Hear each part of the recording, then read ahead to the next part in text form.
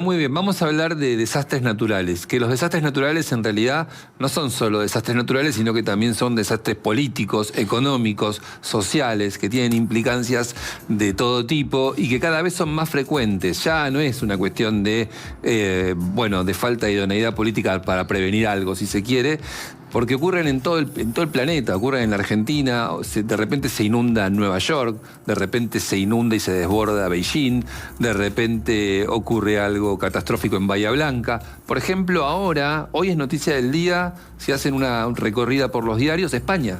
España está completamente bajo fuego, pero en una situación de emergencia declarada por el gobierno de Sánchez. Vean las crónicas que están llegando a partir de la ola de calor, los conceptos nuevos que aparecen como el refugio climático. Hay una suerte de nuevo escenario, una suerte no, porque es desgraciado. Es un escenario complejo y complicado. Cada vez hablamos más de desastres naturales y por supuesto que hay que ir a buscar al ambientalismo, al mundo de los ambientalistas, ideas, creatividades, proyectos y discusiones diversas. Por ejemplo, la Fundación Ambiente y Recursos Naturales, junto a otras 13 ONGs, crearon un proyecto de ley que busca cambiar, miren ustedes, el reparto de los famosos ATN. El objetivo es que las provincias cuenten con los recursos inmediatos para enfrentar desastres climáticos extremos, como decíamos recién, inundaciones, incendios, temporales. Y la propuesta es usar un 40% de los ATN para obras públicas de prevención. Qué bueno, ¿no? Qué bueno sería. Y un 60% para fondos de emergencia ante las catástrofes estas inesperadas. Está con nosotros Andrés Napoli, director de la Fundación Ambiente y Recursos Naturales. ¿Qué tal, Andrés? ¿Cómo va? ¿Qué tal? Buen día, ¿cómo están?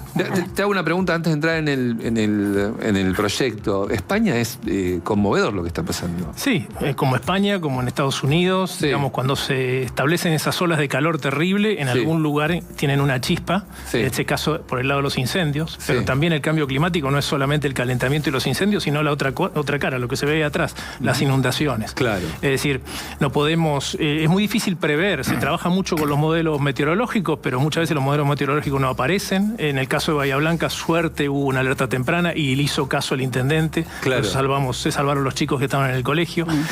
Creo que es un tema que hay que atenderlo con la prevención, no se puede atender en la emergencia. Es decir, es como poner plata cuando se prendió fuego, ya está. Claro. Es decir, hay que hacerlo, pero no sirve. Recuerdo que cuando fue Bahía Blanca, la discusión que surgió inmediatamente después, se hablaba de atrasos de obra pública y demás, y había una respuesta desde el gobierno bonaerense en ese momento, y decían, mirá, no pasa tanto como para invertir plata en prevención. Rara la respuesta, pero era la respuesta que daban. Sí, cuando había advertencias ya de estudios de CONICET que planteaban, porque no es que se trata de invertir en toda la provincia de Buenos Aires, se trata de invertir en los lugares donde puede haber esos proyectos, esos procesos. En Bahía Blanca ya había sido reiterado. Y además es una zona muy, muy vulnerable. General Serri es una zona muy vulnerable. Sí. Yo tengo gente conocida a la que hemos ayudado y la asistencia del gobierno no ha llegado. Entonces, el punto que nosotros planteamos con el proyecto, básicamente, tiene que ver con no crear ningún impuesto. Es tomar el 1% de la masa coparticipable de los ATN y darle la finalidad para lo que fueron creados. Fueron creados precisamente para atender a las emergencias y desequilibrios financieros. Hoy lo que se hace es una caja discrecional. La retiene el Estado y la da a discreción. No me voy a poner a opinar en qué discreción la da. Nosotros lo que queremos hacer con eso es proyectarla para específicamente crear, por un lado, fondos para infraestructura. Los gobernadores se quejan que no tienen fondos para infraestructura. Ahí habría un fondo para infraestructura y para atender a las catástrofes. Ustedes me dirán, bueno, ¿qué van a hacer? ¿Se van a retener ese dinero? Sí, se va a retener por un tiempo, por 3 meses. Si las catástrofes no llegan, a Dios gracias. Después se reparte en virtud de lo que está establecido en el índice de la coparticipación. Acá no hay. ¿Lo vas guardando para...? Lo guardás cada 3 meses y si tenés una catástrofe como esa, tenés el dinero inmediatamente puesto. En Bahía Blanca llegaron 10.000 millones cuando había 240.000 recaudados y no llegaron más. Entonces, la cuestión es tener ese dinero que no esté en poder del Estado, sino que esté en poder de, digamos, fiduciariamente administrado por un fondo que los gobernadores pueden acceder a él.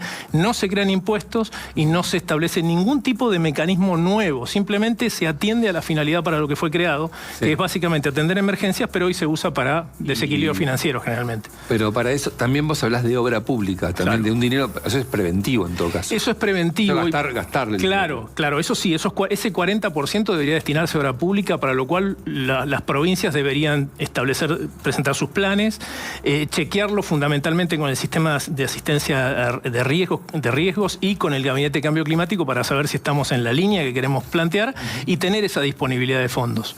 Entonces ahí no habría queja de decir que no tengo fondos para infraestructura, que es la queja habitual. Ahora, no estamos haciendo siempre como la curva al revés, porque acá también con la discusión de la obra pública, por ejemplo, estábamos escuchando la voz de los gobernadores, el reclamo de la CTN, viene, no me sale el nombre del presidente de la Cámara de la Construcción, me va a matar. Bueno, no importa. Weiss.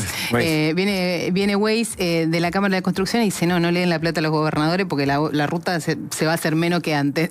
Y digo, no hay que primero pensar qué es lo que se necesita. O sea, no tenemos un plan, no sabemos qué obras se necesitan, no sabemos si es más importante la de Bahía Blanca o la de Rosario o la de Santa Cruz o la de Formosa.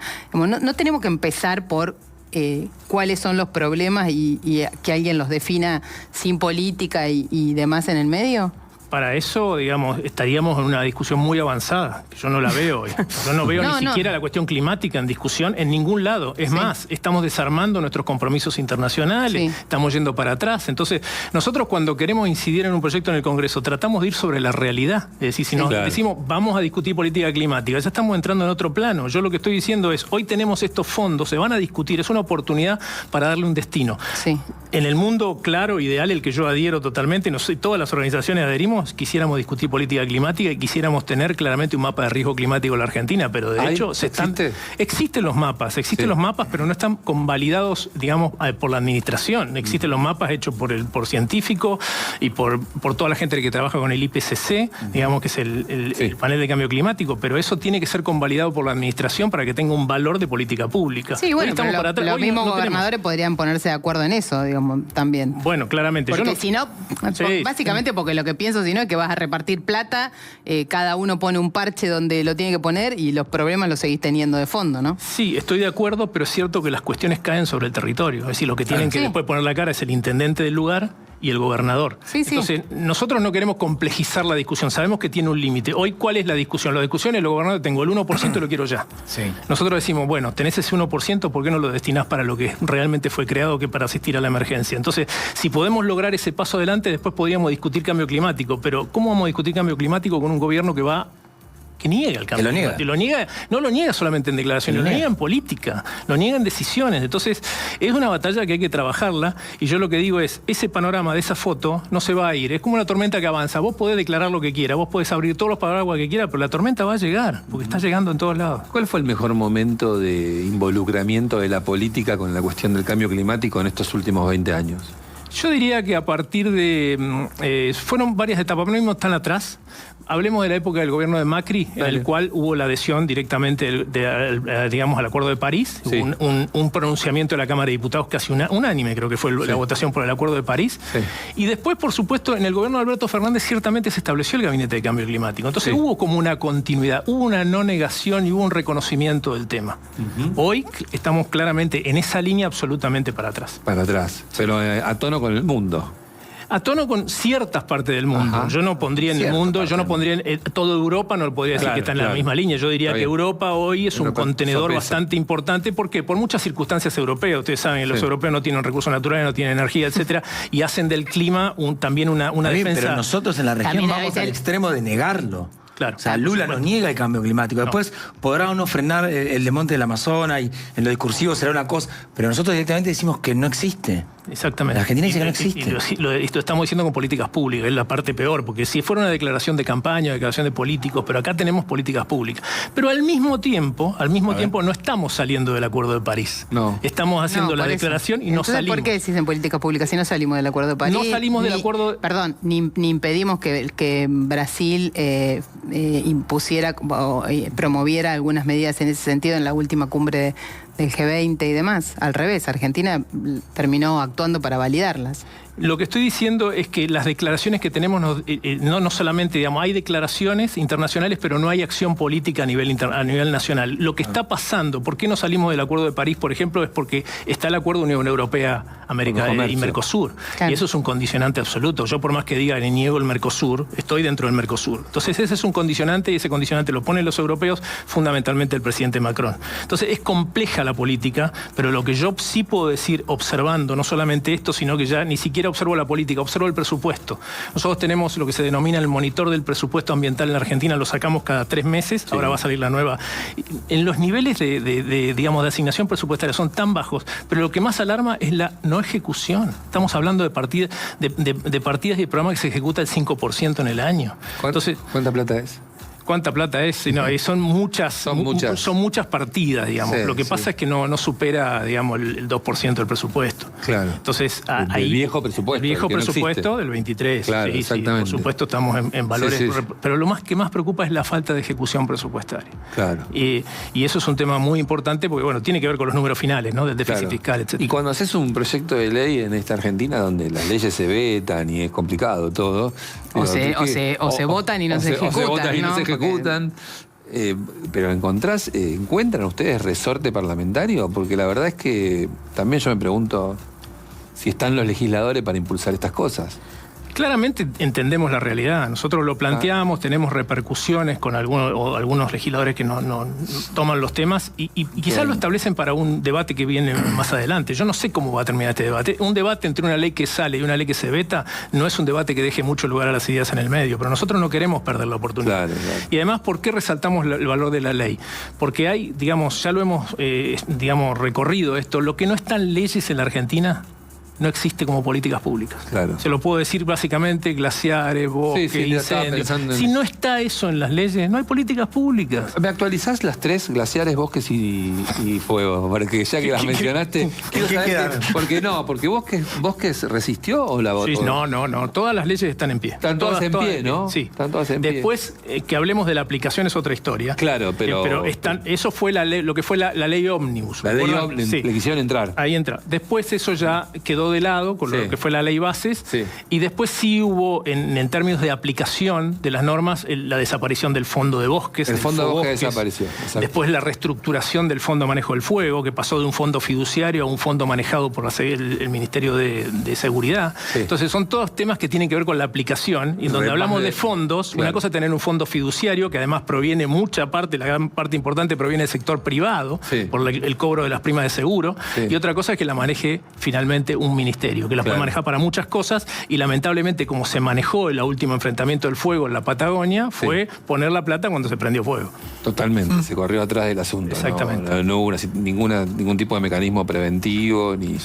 Y también lo último que también me acuerdo que circulaba sobre glaciares es que había un intento de modificación de los artículos del área periglaciar. Ahora que está la minería otra vez, pero siempre, históricamente la minería siempre quiso. Es histórico. La pregunta que hay que hacerse ahí es cuánto de esa normativa se aplica, y eso hay que mirar a las provincias después. Claro. Ustedes saben que nosotros tenemos un sistema, digamos, en el cual los recursos naturales corresponden al dominio de las provincias por el artículo 124 de la Constitución. ¿Y se aplican? La nación pone el presupuesto mínimo, la base, pero después las provincias terminan haciendo lo que quieren. ¿Por qué? Porque el sistema es como un sistema imperfecto. Pues este sistema por eso yo te pregunto por qué querés que le vas a dar la plata a la provincia si lo van a resolver mejor. Precisamente por lo que decíamos antes. Si no están por el momento en el que estamos. Estamos en un momento en el que las tragedias suceden en los territorios, los gobernadores y los intendentes son los que tienen que afrontar esto, no lo afronta la nación, y no tienen recursos. Hoy yo prefiero que ese dinero vaya a la mano de los gobernadores y discutimos después de qué otra forma podemos planificar el cambio climático en la medida que exista un gobierno que contenga el cambio climático. Si tenemos un gobierno negador, no vamos a tener ninguna posibilidad. O decir, plata en mano, que la plata esté ahí y después vemos. Yo prefiero eso. Claro. Yo prefiero eso a que los fondos sean discrecionales. La plata siempre está en manos de alguien. No, pero que vos estás diciendo, él confía más en que un gobernador la va a usar para una obra estratégica que la nación. Yo creo que los antecedentes indican que se usan siempre para la coyuntura. El dinero es fungible. Sí, yo confío... Me encanta tu... yo confío más en que los fondos no sean repartidos discrecionalmente, sino que de última se vayan directamente a los que tienen que ir y después le podés reclamar a los gobernadores. Yo, digamos, una persona de Bahía Blanca reclamarle al gobierno nacional que abra una obra pública lo veo inviable. Sí, le veo la posibilidad que le reclame a su intendente que trabaje en ese tema. Ese, para mí, es viendo un proyecto en el paso por paso, no es el mundo ideal, pero es el mundo al que podemos entrar hoy. Andrés, ¿vos ves a la gente más comprometida con temas del cambio climático, del ambiente y demás? ¿O hay un tiempo de menor compromiso, de repliegue, de que esto pegó la vuelta? Vos sos un observador y un activista de todo esto, ¿no? De muchos años. Entonces entiendo que puede ser una mirada histórica. Sí, yo creo que hay en lo que es la película, veo una película de gente cada vez que está más consciente del tema. Después que esto tenga un momento que en la política no lo recepta, porque la política te potencia mucho. Una cosa es tener un gobierno que plantea los temas y que trabaja con vos, y otro que un gobierno que lo niega, o un mundo que de alguna forma te dice vamos por el camino contrario. Es decir, lo que está pasando a nivel internacional es bastante complejo y es muy, digamos, esto se refleja en la última conferencia internacional de plásticos, en la cual los que se llevaron el triunfo son los que nunca triunfaban ahí, que es la industria petroquímica. Exactamente. Sí, ¿no? La industria petroquímica, Arabia Saudita, lo que va a decir permitir seguir con el plástico de un solo uso. No estamos hablando del plástico, estamos hablando del plástico de un solo uso, no generar ningún tipo de medidas. Estos son procesos que hay que mirarlos así, es decir, el cambio climático es bastante joven en términos de institucionalidad climática. Río 92 es la conferencia, el convenio marco de cambio climático. Después vino el fracasado protocolo de Kioto y ahora estamos ejecutando esta idea del Acuerdo de París, que es un acuerdo voluntario, en donde no hay metas, digamos, obligatorias, en donde los países pueden contribuir. Pero ¿cuál ha sido el avance de este acuerdo? Este avance te permite reclamar a nivel de los países el cumplimiento de esas metas. Y eso sí te permite. Perdóname, con esto te termino porque así no me olvido. Recientemente hay un fallo de la Corte Interamericana de Derechos Humanos, una opinión consultiva, pedida por Chile y por Colombia por cambio climático. Y hay que leer esa opinión consultiva en cuanto a que establece cuáles van a ser las obligaciones que los países tienen. Ellos hablan de diligencia debida reforzada. Hay que mirar reforzadamente las cuestiones que los países tienen que atender para atender a los derechos humanos en relación al cambio climático. Y eso va a ser, finalmente, en algún momento, cuando se lleguen estos reclamos, decisiones de la Corte. Sí. Perdón. No, pensaba que también un poco el cuestionamiento, porque si no parece que solamente fuera, o sea, malos de un lado y buenos del otro. También el cuestionamiento ha sido a Europa, ha sido porque Europa ha usado estas herramientas más como barrera de protección comercial y económica que como intención de mejorar la situación climática del mundo, ¿no? Con un discurso para defender al mundo del cambio climático, lo que ha hecho es ponerle barreras arancelarias a Brasil, a Argentina, a Sudamérica y demás, ¿no? Como trasladarle el costo, transformar la protección del ambiente en una barrera comercial. Claro. También ahí está de fondo el hackeo de esa discusión, que ¿no? Finalmente las discusiones sobre cambio climático son discusiones económicas. Finalmente, si uno no está haciendo, la cuestión del cambio climático no tiene que ver con la conservación de la naturaleza, tiene que ver con las relaciones económicas. Sí, claro. Y es verdad que Europa lo ha usado. En algunos casos... Sin cambiar, sin que haya mejoras concretas sobre emisiones y demás, ¿no? Ese es el punto, El punto es ese. Y en el caso de lo que ha sido el comercio de la madera, el comercio de la madera ha sido una cuestión bastante virtuosa respecto, digamos, de la aplicación de ese tipo de aranceles. ¿Por qué?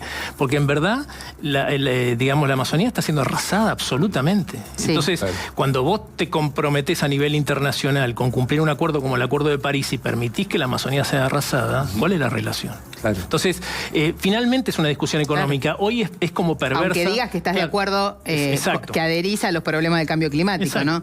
No es solo discursivo. Porque finalmente, digamos, la Amazonía es tierra arrasada y hay que mirarla como tal. Claro. Y además, no olvidarnos que formamos parte de un mismo sistema. No nos olvidemos que los incendios de la Amazonía cuando empezaron terminaron con incendios acá. Claro. Sí, claro. En todos lados. Una última, te hago, que me parece siempre interesante preguntarle al ambientalismo, porque tenemos una cierta contradicción con este tema. A mí me pasa. ¿Qué te pasa con Vaca Muerta? Que es un lugar de futuro, está mirado como un lugar de futuro, pero al mismo tiempo, en la mirada de un ambientalista, también está mirado como un lugar de sacrificio. ¿Qué sensación tenés con esa situación? Esa sensación tengo. Tengo la sensación de que es un espacio de sacrificio. Es un viejo desierto petrolero que se ha reconvertido y potenciado ahora. Y es un lugar de sacrificio. Y es un lugar de sacrificio que no lo tomamos como tal. La Argentina no lo toma como tal. La Argentina toma como eso es la salvación, esa es la Arabia Saudita de la Argentina, lo único que importa es eso, los buenos salarios que se pagan allí. Bueno, no estamos mirando, digamos, lo que sucede, digamos, con los basurales en torno a todas las explotaciones. No estamos mirando lo que pasa en Sausal Bonito, donde hay 60, 70 sismos por mes. De sismicidad inducida. Entonces, digamos, yo creo que a los paquetes hay que mirarlos completos. Y los paquetes no es que ellos tienen que pagar las consecuencias para que todos los demás nos desarrollemos, porque después reproduzcámoslo esto en los distintos lugares donde se produce, donde hay producción minera, en todo lo que es el lateral de la cordillera o el litio en el norte. Entonces, no podemos mirar eso desde una sola perspectiva, hay que mirarlo de conjunto y ahí obtener las conclusiones.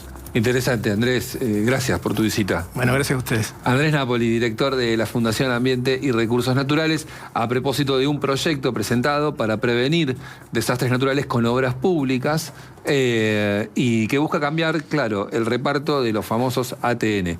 Bueno, ojalá que algunas cosas prosperen en la Argentina. Y se sienta con nosotros nuestro amigo